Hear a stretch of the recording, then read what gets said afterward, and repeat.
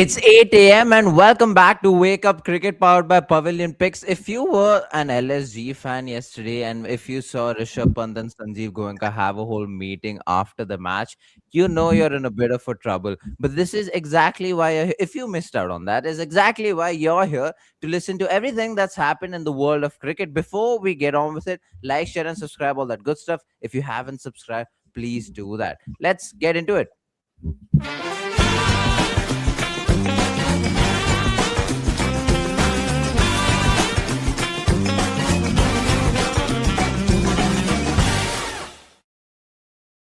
Now, assuming that you've already liked, shared, and subscribed the good stuff, let's get right into it. Rizvi shines as DC recover from collapse to beat LSG. Delhi Capitals pulled off a composed chase against Lucknow Super Giants after a shaky start thanks to a match-defining partnership led by Sameer Rizvi. Chasing a modest total, DC were in deep trouble at 26 for 4, with the new ball doing plenty. The LSG Pacers, led by Prince Yadav, made full use of the seam, swing, and extra bounce on offer, leaving DC struggling early on. Rizvi, batting at number 4, rebuilt the innings alongside Tristan Stubbs. The pair focused on respecting conditions initially before accelerating one set. Rizvi, who was named player of the match, emphasized his intent to stay positive and capitalize on loose deliveries rather than waiting for milestones.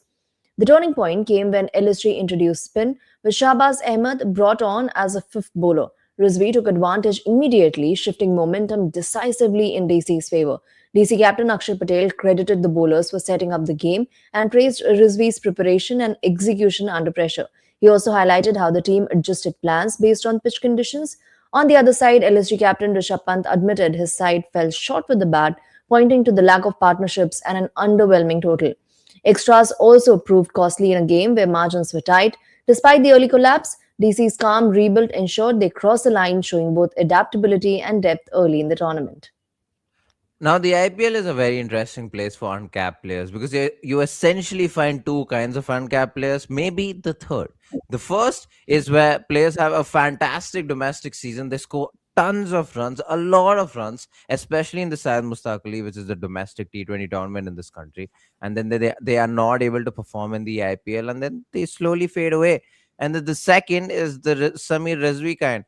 They don't have the best domestic circuit. They don't have the best Syed Mustaq Ali. In fact, he only averaged 27 with the strike rate in the 130s. Not the most impressive. Even if he was the second highest run scorer for Uttar Pradesh across 7 matches, he didn't even score 200 runs.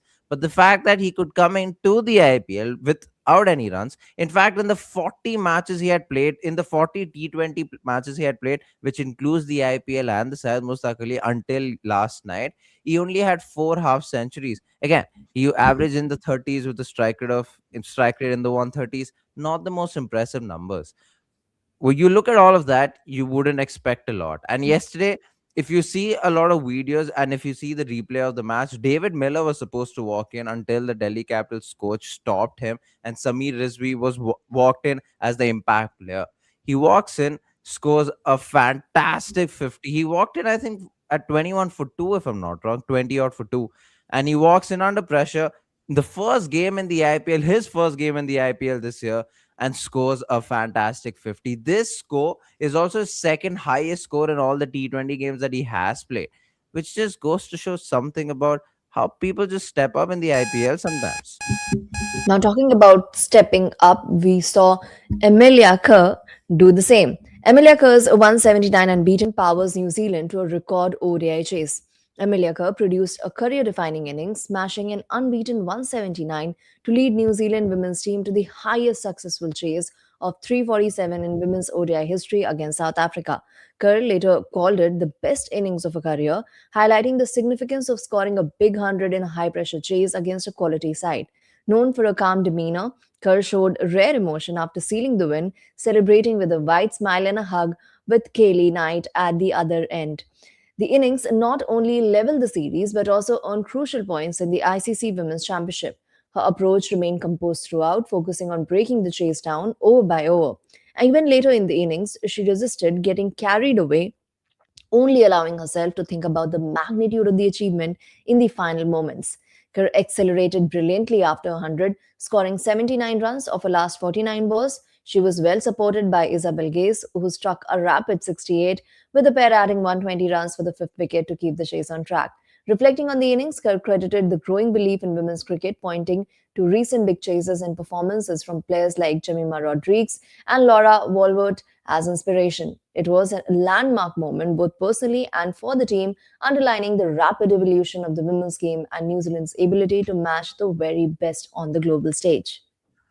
It is insane when you think about the kind of innings she played yesterday. As a 25-year-old and as a captain and as an all-rounder, the responsibilities on her shoulders are immense. And the fact that she's just gone from being a very very good player for New Zealand to one of the best players already as the captain. And excuse me, because I'm going to read out some numbers because these numbers are absolute insane. Now, even before she was the captain, when you look at her numbers, they were quite good. Like I said, she was a very good player, but her as a captain, she takes it a level up, a level, because 5 matches as the ODI captain, she has a batting average of 88, highest score of 179 not out again, which happened yesterday. She's picked up 18 wickets with the ball with a bowling average of just 10. Bowling average of just 10 basically means every 2 overs she's getting a wicket. And then in the T20I, so that was just in the ODS. In the T20I, in across 8 matches as captain, she has a batting average of 76, highest score of 105 wickets. She's taken 9 wickets with a bowling average of 17. Again, these are extraordinary numbers, and it's not surprising when she says that Laura Woolward is also her inspiration because she's not too many years older than her. She's 27 or 28 or even 26 for that matter. Laura Woolward might just be 27. She is yet another captain of yet another country, South Africa, and she is by far the best batter the country has ever produced. And that goes to say something about all of these young players starting out very, very young, becoming captain at such a young age, and already being the best player in the country. And hopefully, for Amelia Kerr's sake, these number of matches and the averages and the wickets tally that I've talked about just continues to improve being the captain, especially being the captain, and they also win a lot of tournaments. Laura Walworth indeed is just 26 years of age. Right. Now, next up, we have Brooke Bethel handed caution by regulator after Wellington incident. Harry Brooke and Jacob Bethel have been issued caution notices by England and Wales Cricket Board's cricket regulator for bringing the game into disrepute following a late night incident in Wellington last year. Brooke had earlier admitted to going out drinking the night before captaining England in an ODI against New Zealand and initially claimed he was alone before later revealing he had been with Bethel and Josh Tongue, saying he lied to protect his teammates. The regulator found both Brooke and Bethel in breach of professional conduct regulations. They've accepted the caution notices, which act as a final warning and will remain on their disciplinary record for 3 years. No further action has been taken against Tongue. The incident had led to internal disciplinary action earlier, with Brooke fined by the ECB. Though the matter was not made public at the time, England had considered stripping him of captaincy but chose not to proceed with that step. Following the episode and a broader review of team culture after the Ashes, managing director Rob Key acknowledged concerns around player behavior and alcohol. England have since introduced a midnight curfew on tours, a measure expected to continue. Brooke is set to return to county cricket with Yorkshire ahead of England's upcoming series, while Bethel is currently featuring in the IPL with Royal Challengers Bangalore. For whatever reason, this news never seems to end. When it actually happened, everyone downplayed it. Everyone said that it's absolutely nothing. And months down the line, this news keeps coming out. Even during the Ashes, there was something else that happened, and Brooke was again in the limelight, and Brooke covered it. But like he's given an interview about the same incident, I think 5 times up until this point. The fact that this happened before the Ashes, and you're still talking about it, is just, again, I use the word insane a lot, but it is insane. The fact that this happened so long time ago, yet this is going on, says something about how ECB just cannot handle a mishandled player. Because I couldn't find a better word. Because yeah, like I said, the fact that this happened way before the Ashes and it's still being talked about, and people, first ECB was trying to cover for Brooke, then Brooke was trying to cover for other players, and now it's just slowly but surely everything about the incident is coming out, and it seems like every time something comes out, Brooke comes out and apologizes, and I feel it's quite sad that ECB cannot handle situations like this very well. It's not like it's the first time. You had your test captain Ben Stokes have a whole brawl after being drunk for whatever reason. And I'm not saying it's justified or not justified. That's their call. But you've had these incidents before, and I don't understand why is it so difficult with Harry Brook for the situations to be handled by the ECB or the PR team. I'm sure they could do a better job. Megha, I'm gonna put you on spot. What do you think it is? Why do you think every month there's more revealing news about this same old incident? Because England are not playing anything right now, so there's nothing new to talk Right. about. So, by the way of news, something has to emerge. Now, I wonder, since Harry Brook has already given 5 interviews, like you mentioned, I think we at Wake Up Cricket, powered by Pavilion Picks, should approach him for the sixth one, and he might That's just true. agree to it. And we Yeah. might just present a version that puts everything to an end once and for all. But yeah, I Yeah. mean, like you mentioned, Ben Stokes has been involved in controversy before. Although it did follow him for the longest time, it would be brought up, but not in the way it is being done right now, where Brooke has Yep. to apologize every single time. Nonetheless, there are midnight curfews in place, so there wouldn't be any more of such incidents any time from now. Hopefully. Moving on, hopefully. Moving on to Australia, and Weatherall retained Richardson dropped in Australia's 2026-27 contracts. Jake Weatherall looks set to continue as Australia's test opener after being awarded a central contract for 26-27 by Cricket Australia. Despite a modest Ashes return, selectors were encouraged by his opening partnership with Travis Head, which produced multiple half-century stands along with his solid domestic form. In a surprise move, fast bowler Richardson has been left out despite recently returning from injury and featuring in the Ashes. His omission comes ahead of a packed test schedule that will stretch Australia's pace resources. The upcoming cycle includes series against Bangladesh, South Africa, New Zealand, and India, alongside 150th Test anniversary against England. Among those rewarded are Michael Nasser for his Ashes contribution and Brendan Doggett, while off-spinner Todd Murphy returns to the list ahead of the India tour. Several players have dropped off the contract list, including retired opener Usman Khwaja as well as Glenn Maxwell, Lance Morris, Sam Constas, and Matt Short. Australia have named 21 contracted players with a clear emphasis on test and multi format cricketers as they prepare for a demanding year across conditions. When this contracted player, the list of contracted player comes out, there's always a conversation regarding the people who have not been contracted. And I feel like Sam Constas is so unfortunate because he came to play those couple of test matches against India, didn't do well, didn't do as much as well as people would expect him to. He was very flamboyant, and rightly so. I mean, he's a flamboyant player. And then he went back to the domestic circuit, wasn't able to score a lot of runs, and now he has lost a contract. This happened. I mean, this is not the same thing, but like the contract and release list of players came out even a couple of days ago. I don't know if it was talked about in Wake Up Cricket, but for South Africa, it came about. And you saw David Miller miss out, which was a huge name because David Miller not getting a CSA contract is very, very big. And a lot of people are talking about how he's almost a surety, he's almost a sure player in the next year's ODI World Cup, but he doesn't have a contract, which again, it's very interesting to me because when these contracts come out or the list of contracted player comes out, there's no interview given by the selectors or there's no interview given by the people selecting these contracted players. So you can never justify it. And you make up these theory of why some players have missed out, whereas some haven't. Even Glenn Maxwell, with to be fair, Glenn Maxwell, it was almost incoming. But even with even with Indian players, if you missed out on that very early on, this was even before the T20 World Cup and the contracted list of players came out. There was a list called A plus, which was removed because you didn't have a lot of players play multi-format, forgetting that Jasprit Bumrah still plays, which is quite unfair on him. And then the T20 vice captain back then, Akshar Patel, was moved to Grade C, which was again a conversation to have, but no one's going to justify it because no one really comes out to give interviews. So these contracted players, and when the list is released, yeah, it's just a very interesting conversation, except no one justifies anything. Now, in Australia's case, the emphasis has been on tests and ODIs because there are a whole lot of those to be played this year. True. Just 5 T20Is. So, obviously, the emphasis is on the test players and fast bowling resources because they Yep. are short on that with injuries and stuff. And they've just contracted 21 players as opposed to 24 last time around. 25 is Hmm. the limit that they can have. And in Australia's case, with a certain number of games played, the players could be inducted into the True. contract. So there is that room which probably allows for players late induction in a different manner, though. Now, next up, we have India touring Zimbabwe for T20I series in July.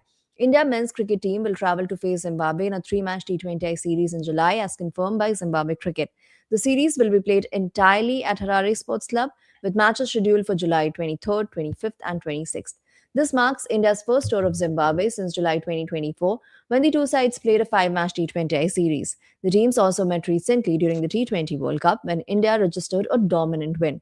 Zimbabwe cricket managing director Givmore Makoni described the series as a major opportunity for Zimbabwean players to test themselves against the best in the world, while also generating significant interest among fans. He also highlighted the growing relationship between the two nations, especially with Zimbabwe set to tour India for a three-match ODI series in January 2027, their first bilateral visit to India in over 2 decades. For Zimbabwe, the upcoming fixtures offer a chance to build on a recent progress and gain valuable exposure against one of the top teams in world cricket. And it will do great for Zimbabwe cricket. They've been on a high, in a sense, in terms of playing the T20 World Cup and everything. They've also played test matches this season, last year, but the same season. And so it will do wonders for Zimbabwe cricket.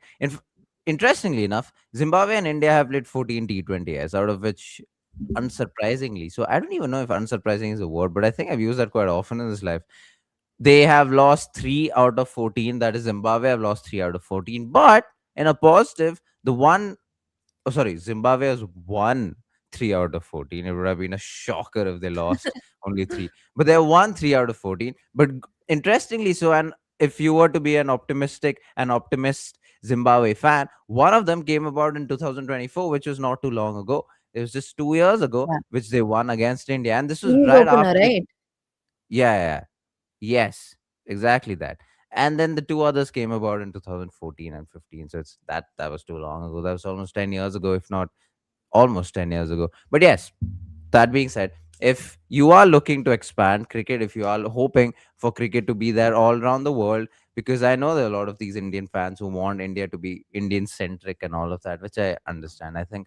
But if you do want India to be a global sport that be all around the world, starting with Zimbabwe is great because they were such a strong team in the early 2000s. They will play a lot of T20, if they will play a lot of test matches, they would play a lot of ODIs, and they just died down in the middle because of a lot of problems that the board faced, country faced. But the fact that they're almost back at it, playing a lot of cricket, is just very good. So you have Afghanistan, you have Ireland, you have Scotland, but you also want a country like Zimbabwe to play a lot of cricket.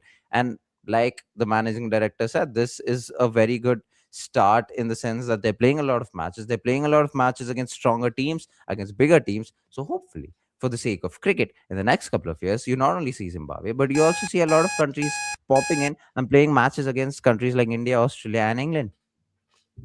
For the globalization of cricket to truly happen, you'd obviously want more countries involved.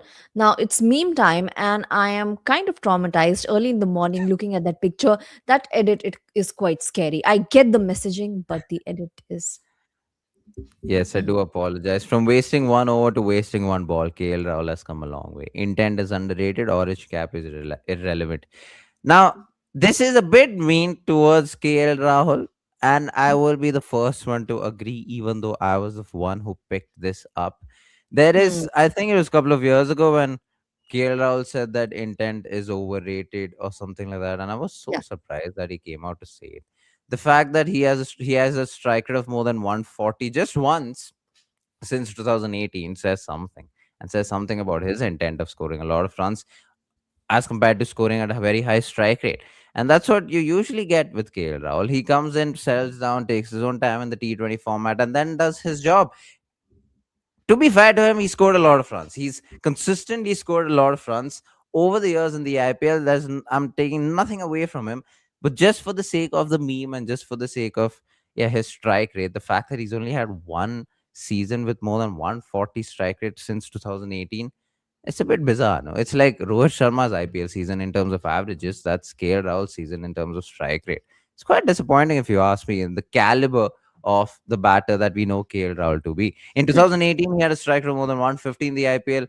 Or I might be mistaken. In 2018, oh yeah, he did 148, 158, and in 2016 he had a strike rate of 146. Since then, he's only had one 140 plus strike rate season.